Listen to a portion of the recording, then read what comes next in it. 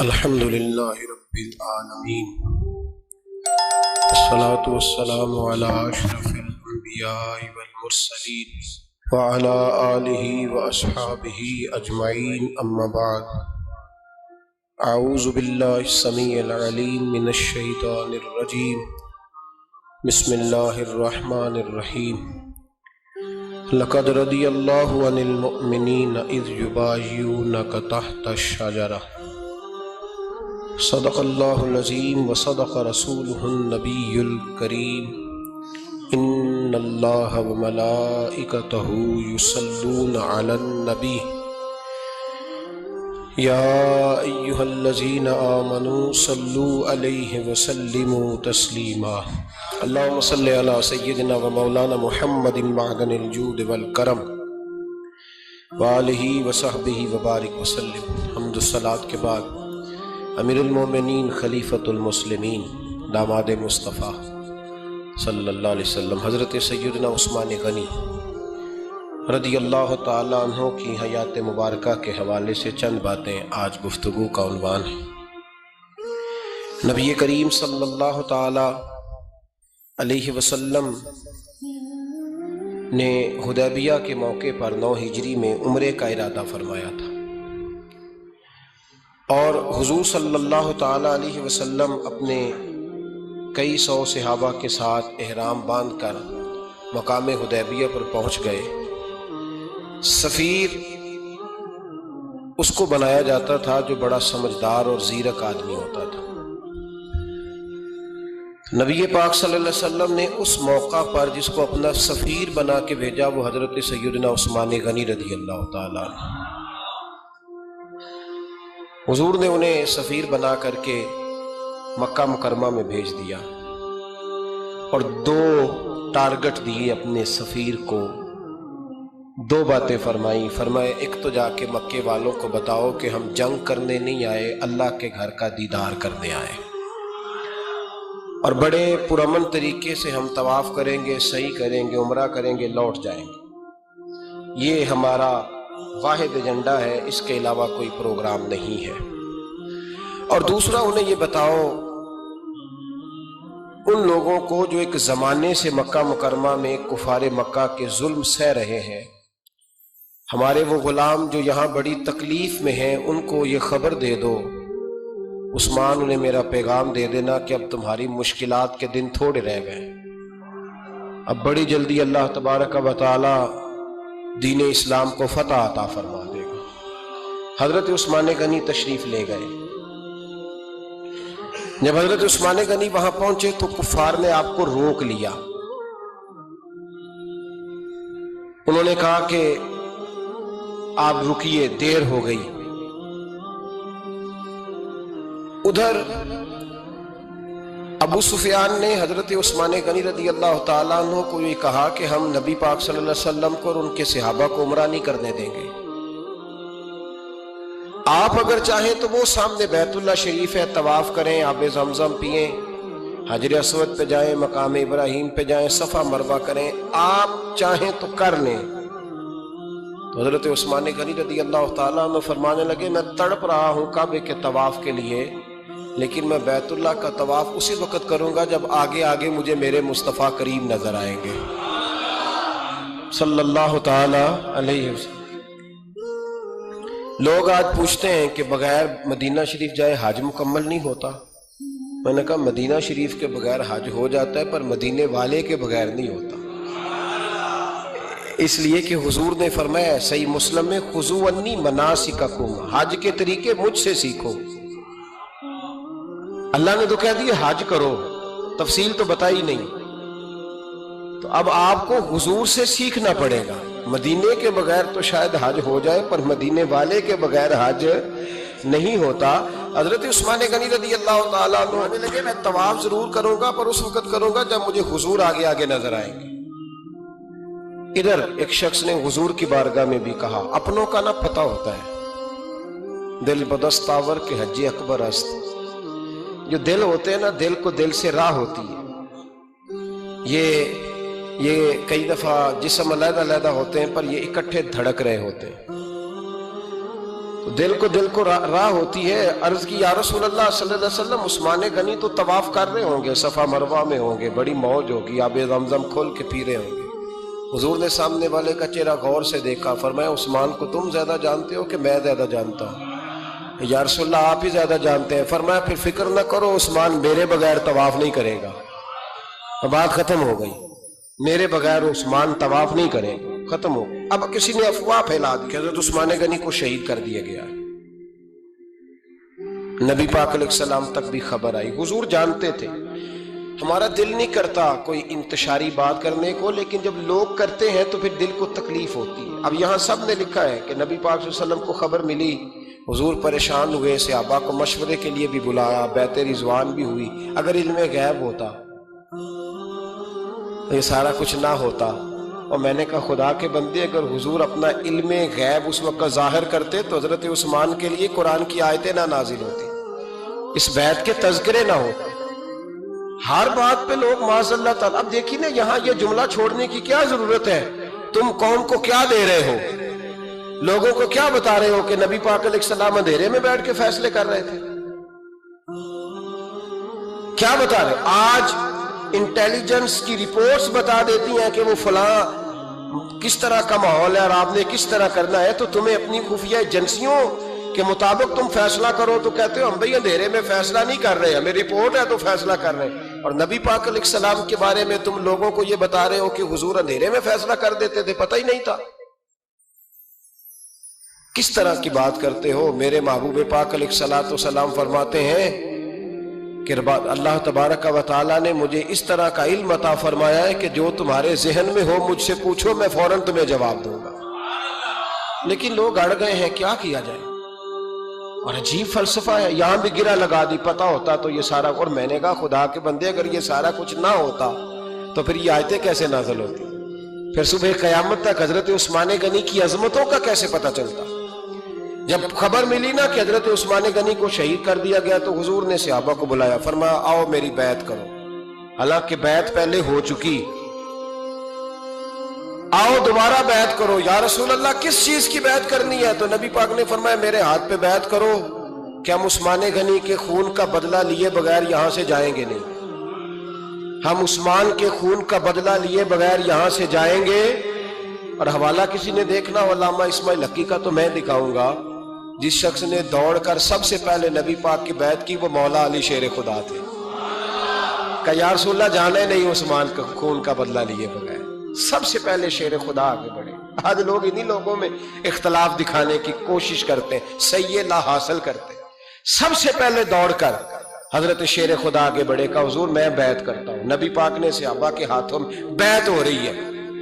یہ وہ والا واقعہ نہیں جو اس چوک میں پیش آیا تھا، یہ وہ والا واقعہ نہیں جو میرے ساتھ ہوا تھا تو میں آپ کو سنا رہا ہوں. یہ وہ والا واقعہ ہے جو رب کو اتنا پسند آیا کہ اللہ نے قرآن پاک میں بیان فرما دیا ہے. اس کی اہمیت کا اندازہ لگائے کہ رب کریم کو اتنا محبوب ہے یہ انداز کہ قرآن میں بیان کیا. ایک درخت تھا، کانٹوں والا درخت، اس کو شارحین نے لکھا ہے.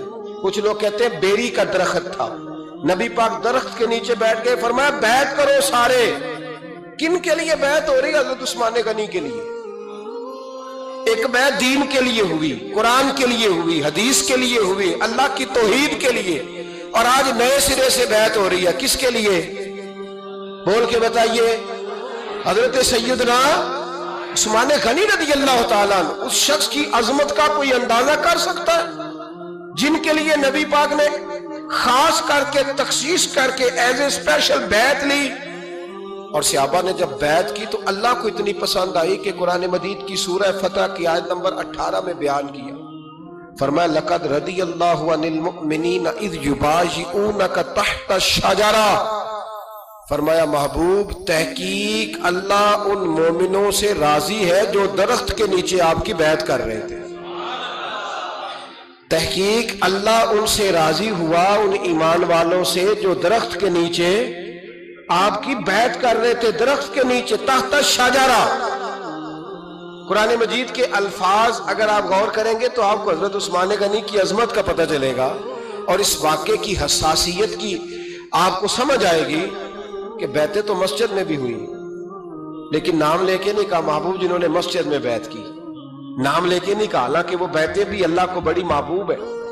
بیعتیں تو میرے بھائی نبی پاک نے بیت اللہ شریف کے پاس بھی کی، مسجد نبوی میں بھی کی، لیکن یہاں نام لے کر کوئی بھول نہ جائے۔ کسی نے کہہ دینا تھا کوئی اور بیعت تھی جی، لوگ شرع کر رہے ہیں نا مرضی، وہ تو کسی اور کی بیعت، نام لے کے کہا محبوب تحت شجرہ، وہ جو درخت کے نیچے بیعت ہوئی، وہ جو بیعت درخت کے نیچے ہوئی، اور جنہوں نے بیعت کی لقد رضی اللہ عن المومنین، تحقیق اللہ ان مومنوں سے راضی ہو گیا۔ اللہ ان مومنوں سے، صحیح بخاری صحیح مسلم میں صحابہ نے پوچھا یا رسول اللہ اللہ کس طرح راضی ہوا ہے؟ فرمایا آج جس نے میرے ہاتھ پہ بیعت کی ہے رب کریم نے وعدہ کر لیا سب کو جنت عطا فرمائے گا، جنتی ہو گئے سارے۔ حضرت عثمان غنی رضی اللہ تعالیٰ عنہ کی یہ عظمت، یہ شان قرآن پاک نے بیان کر دی کہ حضرت عثمان کے نام پر صحابہ جمع ہوئے، اللہ تبارک و تعالیٰ نے اس واقعے کا ذکر قرآن مجید میں فرما دیا۔ میرے عزیز دوستو، حضرت عثمان غنی کو اللہ نے بڑی شان عطا فرمائی، بڑا مرتبہ دیا، بڑے حسین و جمیل، بڑے خوبصورت آدمی تھے۔ دیکھو نا کیا شان ہے حضرت عثمان ذی النورین۔ یہ ذو النورین کا کیا معنی ہے؟ دو نور کون ہے؟ حضور کی دو صاحبزادیاں۔ اعلیٰ حضرت فرماتے ہیں نور کی سرکار سے پایا دوشالہ نور کا، نور کی سرکار سے پایا دوشالہ نور کا، ہو مبارک تجھ کو ذو النورین جوڑا نور کا۔ دو نوروں والے حضرت عثمان غنی، ایک بیٹی کا نکاح کیا وہ وصال کر گئی تو محبوب نے دوسری بیٹی کا بھی نکاح کر دیا۔ یہ جو بیچارے پراپوگنڈے والے ہوتے ہیں نا، یہ پہلے دن سے صرف پراپوگنڈے میں ہی ہے، یہ نہ محب بن سکے نہ محبوب بن سکے۔ ان کا نہ کوئی اپنا ہوا نہ انہیں کسی نے اپنایا، یہ پراپوگنڈے والے ہی ہیں، ساری زندگی چیم گوئیاں، کانوں میں باتیں، اپنا اپنا مزاج ہے نا جی، جس کے حصے میں جو ڈیوٹی آئی۔ کچھ لوگ وہاں بھی منافقین چیم گوئیاں کرنے لگے، دوسری بیٹی بھی دے دی، دوسری بیٹی بھی دے دی، دوسری بیٹی بھی دے دی۔ محبوب کے کانوں تک آواز گئی، فرمایا زیادہ باتیں نہ کرو، میری 40 بھی ہوتی۔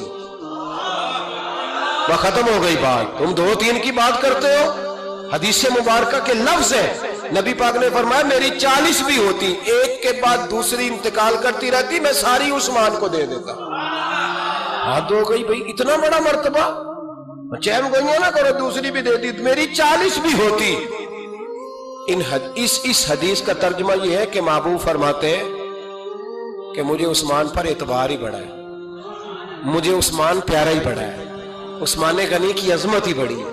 فرمایا میری 40 بھی ہوتی تو میں ساری یکے بعد دیگر حضرت اسامہ بن زید رضی اللہ تعالیٰ عنہ فرماتے ہیں نبی پاک نے اپنی صاحبزادی حضرت رقیہ رضی اللہ تعالیٰ عنہ کا نکاح حضرت عثمان غنی کے ساتھ کیا تو دونوں میاں بیوی پیارے بڑے تھے، حسین و جمیل بڑے۔ حضرت عثمان بڑے نفیس آدمی تھے، بڑی نفاست تھی، کپڑا سادہ پہنتے تھے، لیکن لوگ کہتے ہیں کبھی ہم نے ان کے کپڑوں پہ دھبا نہیں دیکھا، چہرے پر اتنا سا گرد کا نشان نہیں دیکھا۔ ہمارے ملک میں سب سے زیادہ خرچہ میک اپ کا آتا ہے، پتہ ہے آپ کو جی؟ اب اگلی جو بات کرنی ہے اس پہ اپنے آپ کو وقت کتنا دیتے ہو، سجنے میں، سورنے میں، تیار ہونے میں کتنا وقت لگاتے ہو؟ فرمانے لگے حضرت عثمان غنی اتنا تو ٹائم ہی نہیں ہے کہ اپنے آپ کو دیا جائے۔ تو قبر اتنے پیارے کیسے لگتے ہو؟ فرمانے لگے اپنی وجہ سے نہیں لگتا، حضور کی وجہ سے پیارا لگتا۔ کب وہ کس طرح؟ فرمانے لگے نبی پاک صلی اللہ علیہ وسلم نے ہمیں وضو دیا ہے، فرمایا ایک دفعہ وضو کر کے آئینے کے سامنے کھڑا ہوتا ہوں یوں لگتا ہے اللہ نے میرے چہرے کو پہلے سے زیادہ نور عطا کر دیا ہے۔ دیکھیں نا باقی جسم چھپا ہوا ہے اور جو ظاہر ہے اس پر وضو کا حکم ہے۔ ہاتھ ظاہر ہے تو وضو کر لو، پیر پردے سے باہر ہے تو ان کو دھو لو وضو میں، چہرہ پردے سے کپڑوں سے باہر ہے تو اس کو وضو میں۔ تو عثمان غنی فرماتے 5 وضو تو میں تازہ کرتا ہوں، پچھلا ہو بھی تو نئی نماز تازے وضو سے پڑھتا ہوں، اور فرماتے اگر میرا قرآن مجید کھولنے کا ارادہ بن جائے تو پھر وضو 6 بھی ہو جاتے ہیں، اور تہجد کے وقت اٹھوں تو 7 بھی ہو جاتے ہیں۔ فرماتے علیحدہ سے درود پاک پڑھنے بیٹھوں تو پھر 10-11 وضو بھی ہو جاتے ہیں۔ میں وضو کرتا رہتا ہوں تو اللہ تازگی عطا کر دیتا ہے۔ حضرت اسامہ بن زید حضور کے غلام زادے فرماتے میں چھوٹا سا تھا تو نبی پاک کے گھر میں گوشت پکا تو سرکار کو 4 بیٹیوں سے بڑا پیار تھا، حضرت فاطمہ سے زیادہ ہے لیکن 4 بیٹیوں سے بڑی محبت تھی.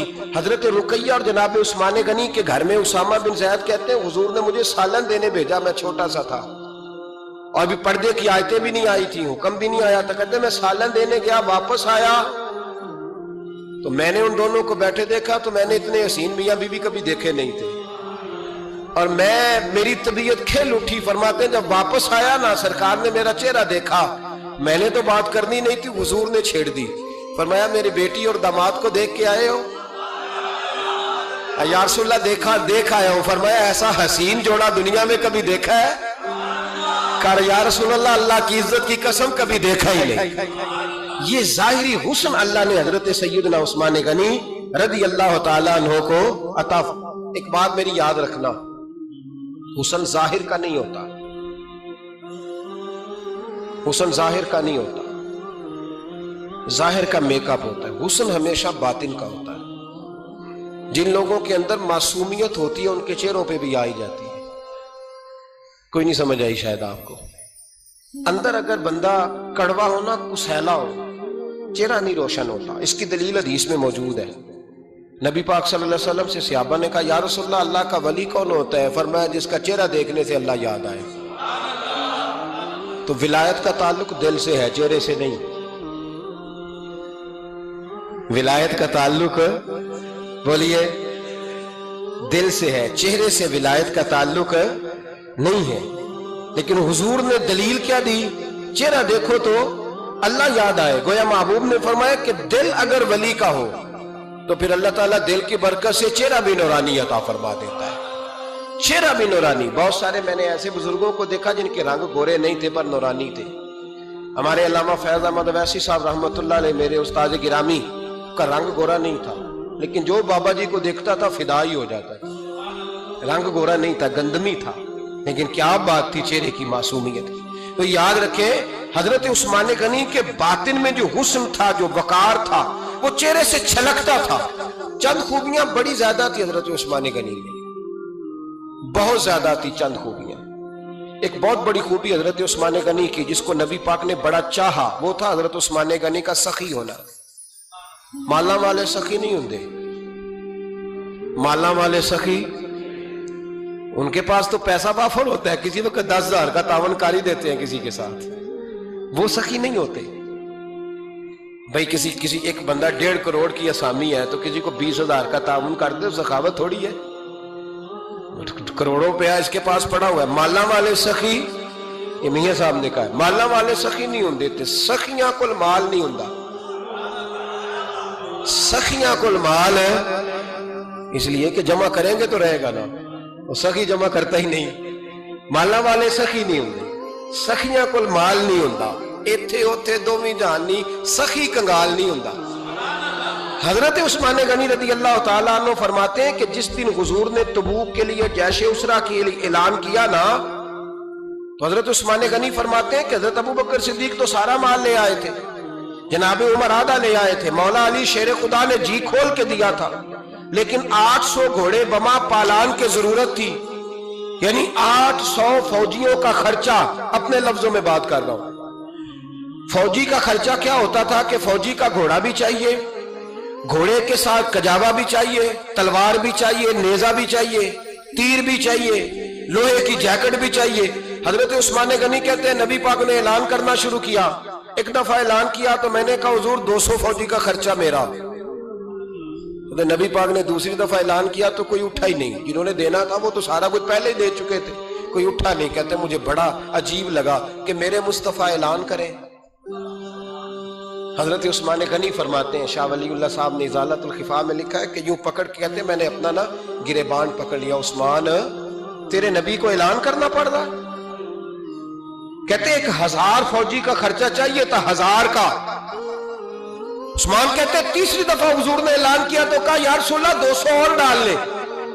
سنو سخی کس کو کہتے ہیں. حضرت عثمان غنی رضی اللہ تعالیٰ عنہ فرماتے ہیں میرے پاس کل خرچہ میرے پاس 800 فوجیوں کا تھا, میں سارا کچھ بھی گھر سے لے آؤں تو 1000 میں پھر بھی پورا نہیں کر سکتا تھا. لیکن جب نبی پاک نے چوتھی دفعہ کہا نا کہ اٹھو بھائی ابھی خرچہ چاہیے, عثمان کہتے مجھے لگتا تھا میرے گریبان پھٹ جائے گا. یار میرے محبوب کو اعلان کرنا پڑ رہا ہے, عثمان غنی فرماتے میں اٹھ کے کھڑا ہوا، میں نے کہا حضور اب آپ نے اعلان نہیں کرنا، آپ 1000 ہی میرے کھاتے میں ڈال دیں، میں سب کا بندوبست کرا دوں گا۔ فرماتے میں نے 200 فوجی کا خرچہ پکڑ دکڑ کے پورا کیا۔ 200 کا خرچہ، غریب اصل میں اللہ سے تجارت نہیں کرتا اس لیے امیر نہیں ہوتا۔ غریب اللہ سے تجارت کرے نا، اللہ سے، اس کے رستے میں 200 دے کے 70 گنا کی امید رکھے، یہاں بھی وہاں بھی، پھر امیر ہو جائے۔ یہ تجارت نہیں کرتا، یہ کہتا ہے اللہ کے رستے میں امیر خرچ کریں گے، میری نہیں ڈیوٹی۔ حضرت عثمان غنی کہتے ہیں میرے پاس 800 کا بندوبست تھا، میں نے 1000 کا دیا۔ حضور تشریف لے گئے، فرماتے ہیں جہاد سے جب واپسی ہوئی نا، ایک ایسا سودا تھا جس میں سے مجھے نفع کی امید ہی نہیں تھی، پر اللہ نے مجھے 11 گنا نفع عطا فرمایا۔ مالا مالے سخی نہیں ہوں دے، سخیاں کل مال ہے۔ دیکھیں نا جنت البقیع، وہ والا قبرستان جس میں کوئی دفن ہو جائے تو نبی پاک کی سفارش کا حقدار ہو گیا۔ وہ والا قبرستان جس کا نام ہی جنت ہے، وہاں نا ایک یہودی اپنے جانور باندھا کرتا تھا، تو سرکار ایک دن اس طرف گئے تو واپس آئے، حضرت عثمان غنی قریب کھڑے تھے۔ نبی کریم صلی اللہ تعالی علیہ وسلم نے فرمایا عثمان اس جگہ کی طرف ذرا چکر لگانا، جگہ بڑی اچھی ہے۔ عثمان غنی گئے، جگہ خرید کے واپس آ گئے۔ حضور نے فرمایا ہوا ہے عرض کی حضور خرید آیا ہوں۔ فرمایا میں نے تو چکر لگانے کا کہا تھا۔ کہا یا رسول اللہ آپ نے یہ بھی تو فرمایا تھا جگہ بڑی اچھی ہے، تو جس کو آپ نے اچھا کہہ دیا یہودی کے پاس تو نہیں نہ رہنی چاہیے، تو میں نے خرید دی۔ شرم نہیں آتی لوگوں کو۔ حضرت عثمان کے بارے میں بات کرتے ہیں، جس قبرستان میں سیدہ پاک بی بی صاحبہ حضرت فاطمہ الزہرا آرام کر رہی ہے، وہ زمین حضرت عثمان نے تحفہ دی ہے۔ حیا نہیں آتی بات کرتے، شرم نہیں آتی؟ یہ صدقہ سیدہ فاطمہ کا ہی ہے، انہی کے لیے اللہ نے تحفہ دیا، اور اس کے پیسے حضرت عثمان غنی نے ادا کیے۔ پھر اس قبرستان میں سیدہ پاک نے آرام کیا، پھر اسی قبرستان میں عثمان ابن مسعود نے آرام کیا، پھر اسی قبرستان میں حضرت حلیمہ سعدیہ لیٹی ہوئی ہے، اسی قبرستان کے اندر نبی پاک کی زوجہ سیدہ عائشہ آرام کرتی، پھر اسی زمین پر میرے محبوب کے پیارے نواسے امام حسن آرام فرما۔ حضرت عثمان غنی رضی اللہ تعالیٰ عنہ کے بارے میں بات کرتے تیری زبان نہیں کانپتی؟ ان کو بات کرتا ہے جن کے تحفے اہل بیت نبوت نے قبول فرمائے، اور وہاں آرام کرنا انہوں نے پسند کیا، اتنا بڑا جرت بند ہو گیا تو۔ حضرت سیدنا عثمان غنی رضی اللہ تعالیٰ عنہ سخاوت کی تو کمال کر دیا حضرت عثمان غنی، اور پھر ضرورت سے زیادہ پیسے دے کے۔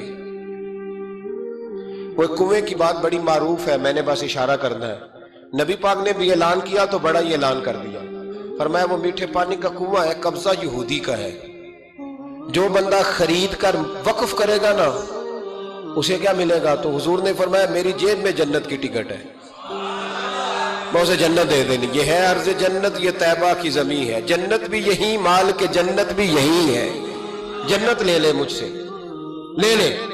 حضرت عثمان غنی گئے، اس کو کہا بھائی کنواں میرے ہاتھ بیچ دے۔ کنویں کی قیمت تھی 500-700 دینار، تو حضرت عثمان 500-600 دینار کل کنویں کی قیمت تھی۔ جناب عثمان غنی گئے، یہودی کو پتا تھا کہ یہ خریدنا چاہتے ہیں، فرمایا یار یہ کنواں بیچ دو۔ کہنے لگا نہیں بیچنا۔ فرمایا قیمت منہ مانگو۔ کہنے لگا قیمت میری مرضی کی۔ کہا تمہاری مرضی کی، اپنی اپنی اوقات ہوتی ہے نا قیمت لگانے کی، تمہاری مرضی کی۔ کہنے لگا میری شرط ہے میں ایک دن کے لیے کنواں دوں گا، ایک دن میں ایک دن آپ۔ فرمایا یہ بھی منظور ہے۔ کتنے پیسے؟ اس نے کہا میں 3000 دینار لوں گا، 500-600 کا ہے۔ حضرت عثمان غنی فرمانے لگے تو نے اپنی اوقات کے مطابق 3000 مانگا ہے، میں 40,000 لے کے آیا تھا، اپنی اوقات کے مطابق مانگا، 40,000 دینار میری جیب میں۔ یہودی کہنے لگا عثمان تو تاجر ہے، اور عام تاجر نہیں، عالمی سطح کا تاجر ہے، لوگ تیری تجارت کی مثالیں عرب میں دیتے ہیں، پر 500-600 کا کنواں 40,000۔ فرمانے لگے مسئلہ کنویں کا نہیں، مسئلہ مصطفیٰ کے فرمان کا ہے، وہ جو حضور کا فرمان پورا کرنا ہے نا، اس کے لیے 40,000 تھوڑے ہیں، میرے پاس تھے ہی اتنے جو لے کے آیا ہوں۔ حضرت عثمان نے پیسے چکائے، اس نے کہا ایک دن پانی ملے گا، فرمایا منظور ہے۔ وہ ایک دن بیچا کرتا تھا پانی، حضرت عثمان نے اعلان کر دیا جو میرا دن ہے نا فری پیو، اپنے بھی پیو، بیگانے کا اعلان کوئی نہیں کرنا، میرا کوئی پروگرام نہیں۔ لیکن آپ مطلب ہلکا ہلکا ایسے ایسے دیکھیں گے، سوچیں گے، غور کریں گے، او بھائی پیسہ بھی بانٹنے سے چلو بولو تو صحیح نا، اس پر بھی آپ حامی تو بھرے نا، سچی بات کر تو لینی چاہیے نا۔ چلے عمر آپ 2 سال کے بعد کر لینا، 6 سال کے بعد کر لینا، پر ہاں نہ تو صحیح کرے نا، پیسہ بھی ہمیشہ بانٹنے سے۔ ملا رومی رحمت اللہ علیہ فرماتے ہیں کنویں سے سادہ پانی نکل جائے تو تازہ آ جاتا ہے، اور اگر پانی کنویں کے اندر رہے سارا ختم نہ ہو تو باسی ہو جاتا ہے۔ اس لیے فرمایا کرتے تھے میں اس کنویں سے پانی پیتا ہوں جس پہ رش زیادہ ہوتا ہے، لیکن وہاں سے پانی ختم ہوتا ہے تو تازہ آتا رہتا ہے۔ فرماتے تو اللہ کے رستے میں سارا خرچ کر دے، اللہ تازے عطا کر دے گا اور پہلے سے زیادہ عطا کر دے گا۔ میرا آپ کا مسئلہ یہ ہے کہ تجارت بندوں کے ساتھ ہے، بندوں کے ساتھ جو تجارت ہے نا، بندے کنجوسی کر جاتے ہیں۔ بندے کا تو صحیح کام چل جائے تو پارٹنر کو فارغ کر دیتا ہے، یہ تو فارغ ہے، اور اگر کبھی کسی کی دکان میں کوئی کرایہ دار اچھا اس کی دکان چل جائے تو مالک کہتا ہے تو جا، اب دکان میں نے خود کھول لی ہے، وہ فارغ کر دیتا ہے۔ بندوں کا تو مزاج ہے۔ اور اللہ تبارک و تعالیٰ سے جب تجارت ہوتی ہے نا، میں نے ایسے لوگ دیکھے ہیں جن کے گھروں میں لاکھوں روپیہ ماہانہ آتا ہے، غربت نہیں جاتی۔ ان کو سوچنا چاہیے کہ کثرت والا پیسہ آیا ہے پر برکت والا نہیں آیا۔ حضرت عثمان غنی رضی اللہ تعالیٰ عنہ فرماتے ہیں کہ میں نے پہلے بھی میں بڑا تاجر تھا، لیکن جب سے مصطفیٰ کے نام پر خرچ کرنا شروع کیا، پھر کہاں کہاں سے آیا کب، اور بڑی سیانی بات فرماتے ہیں۔ آپ فرماتے ہیں میں کلمہ پڑھنے سے پہلے تجارت کو وقت زیادہ دیتا تھا، اور مسلمانوں ہونے کے بعد میں نے تجارت کو ٹائم تھوڑا دیا، پر اللہ نے روزی مجھے زیادہ عطا فرمائی۔ اس لیے برکت پر ہماری توجہ نہیں رہی، غیبی خزانوں پر خیال ہم نے چھوڑ دیا ہے۔ غیبی خزانوں سے جو چیز ملتی ہے وہ زیادہ ملتی ہے، جو مادی ذرائع سے ملتی ہے وہ چیز کم ہوتی ہے۔ حضرت عثمان غنی پر الزام لگا جب آپ کا دور حکومت تھا، یہ یاد رکھیں کہ سب سے زیادہ الزامات حضرت عثمان غنی پہ لگائے گئے۔ جن بندوں کے قد کاٹ زیادہ ہوتے ہیں ان کے خلاف پروپیگنڈے بھی لمبے چوڑے ہی ہوتے ہیں۔ بڑی بڑی بات یاد رکھنا، کہا گیا کہ حضرت عثمان لوگوں کو نوازتے بڑا ہے، بڑا دیتے ہیں حضرت عثمان غنی۔ تو حضرت عثمان غنی فرمایا کرتے تھے حکمران تو میں آج بنا ہوں تو میں تو پہلے بھی بڑا دیتا تھا، وہ کس خزانے سے دیتا تھا؟ آپ جواب دیا کرتے۔ دیکھیں ذرا، لاکھوں لوگ حج کرنے آتے تھے، پر حضرت عثمان غنی حج کرنے جاتے تو اعلان کر دیتے کہ کوئی حاجی حج کے موقع پر آ کے کھانا نہ پکائے، سب کو کھانا عثمان غنی اپنی جیب سے دیا کرے۔ مینا میں لنگر کھانا ہوتا تھا حضرت عثمان غنی کا، مینا میں فرماتے تھے کھاؤ حاجیوں جتنا کھا سکتے ہو، اور پھر حضرت عثمان غنی کا اعلان تھا، خدام کو کہتے تھے میں آخر میں کھاؤں گا، پہلے میرے سارے آنے والے حاجیوں کو کھلایا جائے۔ ایک مجھ سے نا ایک دوست نے سوال پوچھا 4-5 دن ہو گئے، کچھ سوال ایسے ہوتے ہیں جو بندے کو نا چوراہے پہ لا کے کھڑا کر دیتے ہیں، زندگی میں نہ بھولنے والے سوالات ہو۔ ایک شخص نے سوال پوچھا، کہنے لگا اوکاڑ دینی اور مذہبی گھرانہ ہے، اوکاڑے سے تعلق ہے، میرے ساتھ محبت کا رشتہ ہے۔ کہنے لگے بیٹی کی شادی کر دی ہے راولپنڈی میں، آپ کی بھی بیٹیاں ہیں، میری بھی بیٹی ہے، بیٹی کی شادی کر دی ہے راولپنڈی میں، اب بچی چند دن رہنے آئی ہے، پوچھنا یہ ہے کہ نماز پوری پڑے گی کہ قصر پڑے گی؟ تو میرا تو اس نے کام کر دیا، حد ہو گئی، رو رو کے برا حال۔ میں نے کہا یار تو بند کر دے فون، رات کو بتاؤں گا۔ کیا پوچھ لیا یار تو؟ بیٹی مسافر نہیں ہوتی، بیٹی تو مہرانی ہوتی ہے باپ کے گھر کی، اور بیٹی مطلب کیسے بتاؤں کہ دل کرتا ہے کہ بیٹی وہ صرف ہنسے، وہ روئے کبھی نہ، یہ دعا ہوتی ہے۔ تو نے اتنا بڑا سوال کیوں کیا؟ بہرحال علماء کو کچھ چیزوں کے جواب دینے پڑتے ہیں۔ میں نے کہا میں رات کو بتاؤں گا۔ رات کو پھر فون آیا کہ آپ وہ بڑی جلدی جواب دینے کے عادی ہیں تو دیر کیوں کر دی؟ تو میں نے کہا یار جواب تو میرے پاس تھا لیکن ہمت نہیں تھی ابھی۔ تو میں نے کہا کہ اگر تو بیٹی آئی ہے والد کے گھر میں اور ابا جی کا پروگرام ہے اسے جائیداد میں سے حصہ دینے کا، تو پھر تو بیٹی نماز پوری پڑے گی، لیکن اگر ابا جی نے علیحدہ کر کے انگوٹھا لگوانا ہے تو پھر بیٹی مسافر ہے۔ اگر ابا جی نے اس کو علیحدہ کر کے انگوٹھا لگوانا ہے نا کہ دے دے بھائیوں کو، خیر ہے تیری شادی پہ خرچہ کر دیا ہے، اگر ابا جی کے دل میں نے کہا یہ ابے سے فتویٰ پوچھ لو، اگر ابا جی کے دل میں چور ہے نا کہ بیٹی کو دینا کچھ نہیں، تو پھر بیٹی نے نماز قصر پڑھنی ہے، اس لیے کہ پھر وہ وہاں حصے دار۔ اس کی دلیل حضرت عثمان غنی رضی اللہ تعالیٰ عنہ حج کے لیے تشریف لے گئے تو لوگوں نے حضرت عثمان غنی سے کہا کہ نبی پاک بھی قصر نماز پڑھتے تھے، حضرت عمر بھی حج کے موقع پر قصر پڑھتے، حضرت ابو بکر بھی، آپ کیوں پوری پڑھتے؟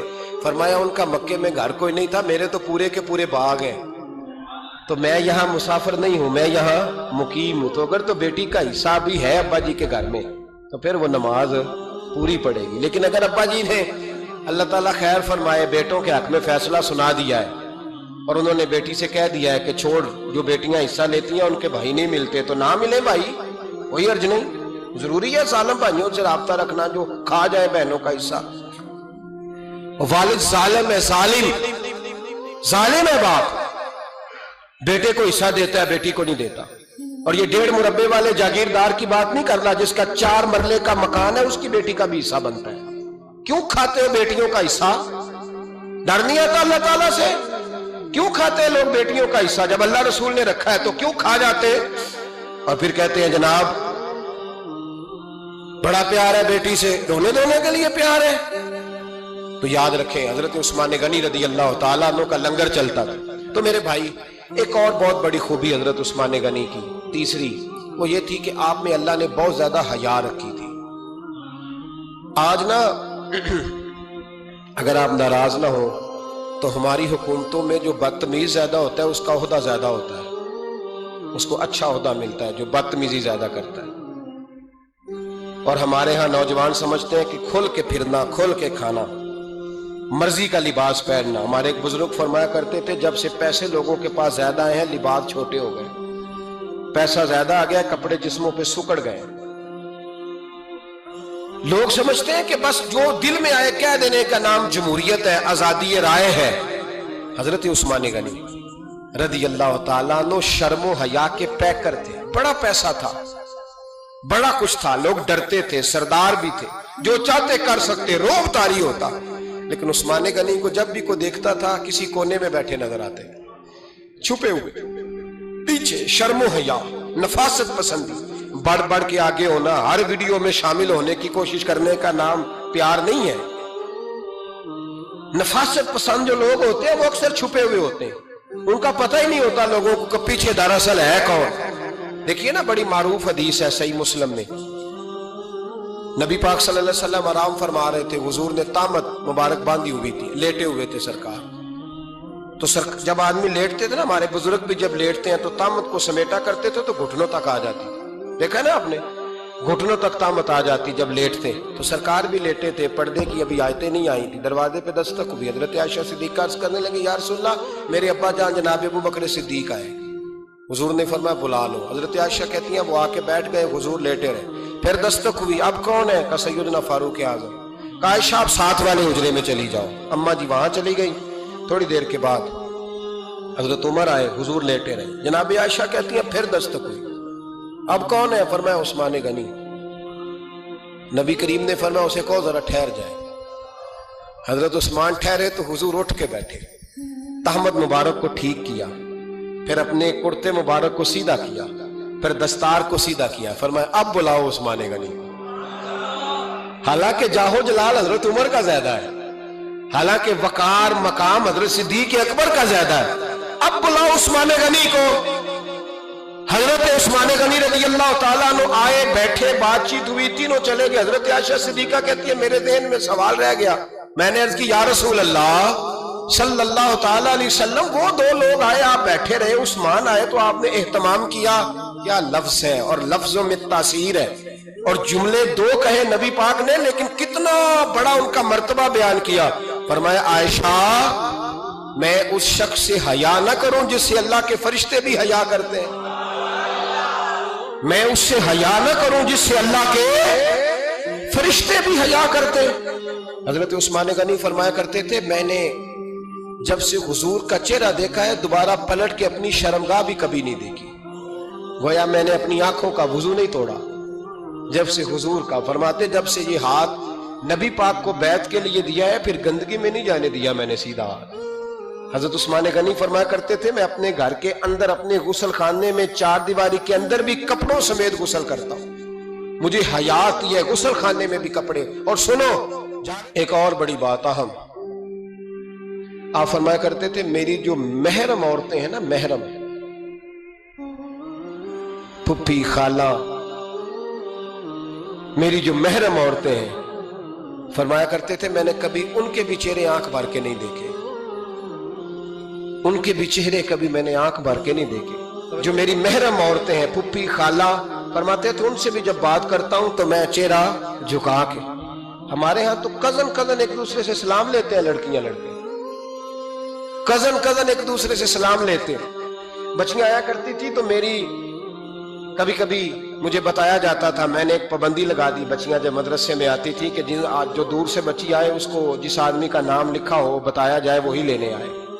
ایک دن مجھے اطلاع دی گئی کہ آپ تھوڑی دیر آئیں. میں گھر گیا تو مجھے بتلایا گیا ایک بچی ہے تو اس کو جو پہلے لینے آتا تھا وہ نہیں آیا، کوئی اور آیا. میں نے اس کے بھائی کو فون کیا کہ آپ لینے نہیں آئے. کہنے لگے یہ کزن ہے ہمارا، اس کے ساتھ بھیج دیں، آپ ہمارا ہی کزن ہے، خالہ زاد ہے. میں نے کہا یار آپ کہاں ہو؟ کہنے لگے مجھے 20-25 منٹ لگ جائیں گے. تو میں نے کہا ابھی کلاسیں بھی جاری ہیں تو آپ ہی آ جانا خود ہی. میں نے کہا سب آپ بھیج دیں، مجھے اعتبار ہے اس پہ. میں نے اس کو ایک بات کہی جو آپ کو بھی کہتا ہوں، میں نے کہا یار تمہیں اعتبار ہے تو اللہ رسول کو اعتبار کیوں نہیں؟ انہوں نے کیوں غیر محرم بنایا؟ عجیب تماشا ہے. مجھے پھپھی ذات پہ، خالہ ذات پہ، ماموں ذات پر اعتبار ہے، نبی پاک کو کیوں نہیں؟ آپ کو زیادہ پیار ہے لوگوں سے یا نبی پاک کو امت سے زیادہ پیار ہے؟ کیا مطلب تماشا ہے؟ کیا مزاج بنا لیا میں نے اور آپ؟ نبی پاک نے ایک شخص پر اعتبار نہیں کیا اور میں اس سے پردہ کروں، آپ نے اور میں نے کیسے کر لیا؟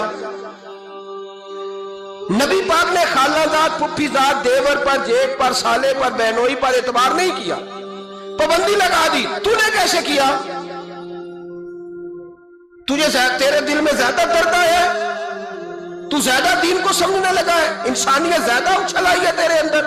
اعتبار کیا ہوتا؟ یاد رکھنا دنیا میں جتنے گھر تباہ ہوئے ان لوگوں کی وجہ سے نہیں ہوئے جن پر اعتبار نہیں تھا، ان کی وجہ سے ہوئے جن پر اعتبار تھا. گھر کا بھیتی لنکا ڈھائے. بار والے آ کے کبھی بھی گھر میں کوئی نقب زنی نہیں کرتے، جب بھی کرتے ہیں اعتبار والے کرتے. میرے رسول پاک علیہ الصلوۃ والسلام کی وہ ازواج جن پر اللہ کو اتنا اعتبار ہے کہ رب کہتا ہے میرے محبوب کی بیویوں تمہاری جیسی دنیا میں دوسری ہے ہی کوئی نہیں. اللہ کو اتنا اعتبار ہے. لیکن ایک نابینا صحابی آئے تو حضور کی 2 ازواج بیٹھی تھی تو نبی پاک نے فرمایا پردہ کرو. یا رسول اللہ وہ تو نابینا ہے. فرمایا تمہیں تو نظر آ رہا ہے نا، تمہاری آنکھیں تو کھلی ہوئی ہیں. حضور کو اعتبار نہیں تھا. بس کر دیں. سب سے بڑا ظالم وہ ہے جو کہتا ہے مجھے بیٹی پہ اعتبار ہے. وہ ظالم ہے، وہ اپنی بیٹی کے ساتھ ظلم کر رہا ہے. جو کہتا ہے مجھے اعتبار ہے، کالج جا رہی ہے، یونیورسٹی جا رہی ہے، اکیلے آ جا رہی ہے، مجھے اعتبار ہے. یہ ظلم کر رہا ہے بچی کے ساتھ. وہ تو بچی ہے، اس کا تو ذہن کمزور ہے. ہو سکتا ہے صاف دل ہو لیکن سامنے جو شیطان چوکوں میں گلیوں میں دائیں بائیں گھوم رہے ہیں وہ تو صاف دل نہیں ہے نا، وہ تو معصوم طبع نہیں ہے نا. تو بعض اوقات بڑے اچھے نفیس بچے بھی شیطانوں کا شکار ہو جاتے ہیں. خدا کا خوف کریں. حضرت عثمان غنی کی زندگی، حضرت عثمان فرماتے ہیں جو محرم عورتیں تھیں ان کی طرف بھی آنکھ بھر کے نہیں دیکھا، اس لیے کہ وہ خاتون ہے، میں مرد ہوں، میری حیا مانے. آج لوگوں کو شوق ہو گیا عورتوں کی مجلس میں دوڑ دوڑ کے جانا، وہاں بیٹھنا، وہاں وقت بتانا. پیرانے عظام کہتے ہیں کہ وہ درویشنیوں کے بیچ بیٹھے ہیں جی، باپ بیٹی ہوتے ہیں جی، مریدنی اور پیر. میں نے کہا کوئی نہیں ہوتے. اس رشتے پر استدلال ہے. اعلیٰ حضرت فرماتے ہیں واجب ہے پردہ پیر اور مریدنی کا. یہ پردہ واجب ہے. اگر کوئی شخص اس طرح بے پردہ بیعت لے گا، بیچ میں بیٹھے گا، تو اس کا تو مرید ہونا ویسے ہی حرام ہے، جائز ہی نہیں ہے. جو سارا دن تعویذ دھاگے کے لیے بیٹھا رہے اور بیویوں سے گفتگو کرتا رہے. خدا را حضرت عثمان غنی رضی اللہ تعالیٰ عنہ کی زندگی میں جو باتیں ہمیں بہت زیادہ ملتی ہیں ان میں نفاست ہے، آپ کی حیا ہے، سخاوت ہے. ایک بات اور سن لیں، بڑا ستایا گیا حضرت عثمان غنی کو، پراپوگنڈے کیے گئے، آپ کے خلاف مہم چلی. عبداللہ ابن سبا نے بڑی مہم جوئی کی آپ کے خلاف. یہودیوں نے مسلمانوں کا روپ دھار کر بڑا آپ کو ستایا، تکلیفیں دی. جی آپ اپنے رشتہ داروں کو بڑا دیتے ہیں. فرمایا کرتے تھے جیب سے دیتا ہوں، مال خزانہ سے نہیں دیتا. حضرت عثمان غنی رضی اللہ تعالیٰ عنہ کو بڑا ستایا گیا. یہ واحد خلفائے راشدین میں خلیفہ ہے جن کا 40 دن پانی بند کیا گیا، کھانا نہیں آنے دیا گیا. لیکن کمال ہستی حضرت عثمان غنی کی. مولا علی جیسے شیروں نے جا کے کہا آپ اشارہ کریں، یہ جو آپ کے خلاف نکلے ہوئے ہیں تو ایک تلوار سے مار دیے جائیں گے. تو حضرت سیدنا عثمان غنی فرمانے لگے میں وہ والا مینڈا نہیں بننا چاہتا جس کی وجہ سے مدینے کی گلیاں رنگین ہو جائیں. امن کا کہا آپ خلافت چھوڑ دیں. فرمایا حضور نے کہا تھا اللہ تمہیں ایک قمیض پہنائے گا، لوگ اتارنا چاہیں گے، تم نے اتار دی نہیں. صبر سے، حوصلے سے، اطمینان سے. یہ وہ واحد ہستی ہے حضرت عثمان غنی. انہوں نے شہادت قبول کر لی لیکن تلوار نہیں چلنے دی، لوگوں کو ایک دوسرے کے گلے نہیں کاٹنے دی. وہ شخصیت ہے حضرت عثمان غنی کی. لیکن بڑا ستایا گیا، بڑا پراپوگنڈا. مجھے بتائیے اس کے بارے میں اللہ قرآن کی آیتیں نازل کر دے اور جس کے بارے میں مصطفیٰ کریم ایک بار نہیں تین بار جنت کی بشارت عطا کر دے. کوئی بندہ ہمیں تاریخ بتائے، حوالے دے، کہانیاں سنائے تو ہم اس کی کہانیاں دیکھیں گے یا نبی پاک کا فرمان دیکھیں گے؟ بولیں، جا کے بولیں، جا کے. کسی کہانی پر کبھی بھی کان. بس ایک حدیث میں نے بڑی دفعہ سنائی ہے، پھر سناتا ہوں، ترمذی میں ہے. نبی پاک جنازگاہ تک گئے جنازہ پڑھنے. یا رسول اللہ فلاں آدمی انتقال کر گیا. جنازگاہ تک تشریف لے گئے جنازہ پڑھانے، لیکن جنازگاہ تک پہنچ کر محبوب نے فرمایا اس کا جنازہ نہیں پڑھانا. یا رسول اللہ کیوں؟ فرمایا اس لیے کہ یہ عثمان غنی سے بغض رکھتا تھا، تو حضور تو اس کا جنازہ نہیں پڑھتے. خبردار کسی داستان پہ کان نہ دھریں. عقلیں دوڑاتے پھرتے ہیں لوگ، ایسے ہوا تھا تو ویسے ہوا تھا تو اس نے کہا تھا تو اس نے کہا تھا. ہمیں اس کی نہیں خبر، ہمیں تو مصطفیٰ کا پتہ ہے. جو حضور نے جن کی شان بیان کر دی ان کی شان پر ہم کسی تاریخ کا حوالہ مزید ضرورت محسوس ہے. بس اپنی طبیعت میں سادگی اور صفائی پیدا کریں، سخاوت پیدا کریں، حیا پیدا کریں. یہ حسن ہے. اس حسن کو حضرت عثمان غنی نے تقسیم کیا ہے. اللہ سمجھنے کی توفیق عطا فرمائے. آخر دعوانا. اور اگر آپ نے ابھی تک ہمارا چینل سبسکرائب نہیں کیا تو فوراً سبسکرائب کیجیے، ساتھ ہی بیل آئیکن پر کلک کریں تاکہ مزید آنے والی ویڈیو ہے وہ آپ کو وقت پر ملتی رہے.